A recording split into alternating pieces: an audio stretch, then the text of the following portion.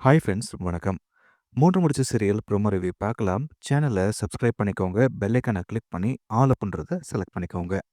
நந்தினியும் சூர்யாவும் பிரிஞ்சிடக்கூடாது. சீக்கிரமா ஒண்ணு சேரணும் அப்படின்னு நினைக்கிறவங்க இந்த வீடியோக்கு ஒரு லைக் கொடுத்துக்கோங்க.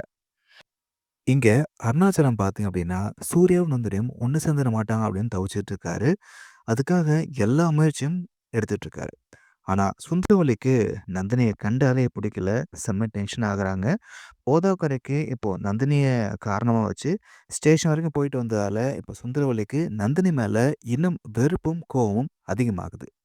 இங்க அருணாச்சலம் நந்தினி, சூர்யாவ அழைச்சுக்கிட்டு கோவிலுக்கு போறாரு. அங்க போயிட்டு 2 பேருக்கும் மாலை மாத்த சொல்லி ஒரு சின்ன பூஜை பண்றாரு.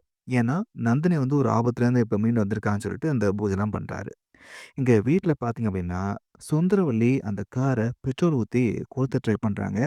அருணாச்சலம் அத தடுத்து நிறுத்துறாரு.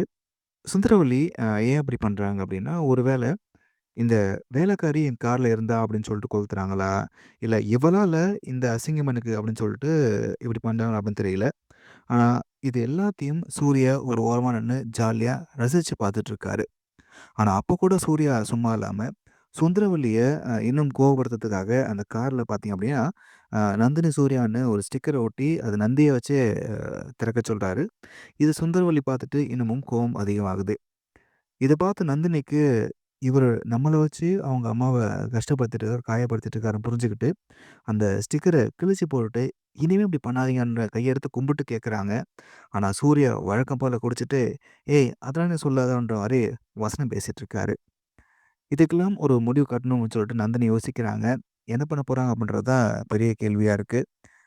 இவர எப்படியாச்சும் திருத்தி கண்டிப்பா அவர நல்லபடியா மாத்துறதுக்கு வாய்ப்பு இருக்கு. அப்படி இல்லாட்டி இந்த சூர்யாவே ஏதாச்சும் ஒரு விஷயத்துல நந்தினிகிட்ட வசமா சிக்குவாங்க. சூர்யாவ அவங்க மாத்த தான் போறாங்க. அதே மாதிரி சுந்தரவல்லியும் நந்தினிய புரிஞ்சுக்கிட்டா நல்லா இருக்கும் அப்படின்னு தோணுது. உங்களுக்கு என்ன தோணுது அப்படின்றத கமெண்ட்ல சொல்லுங்க.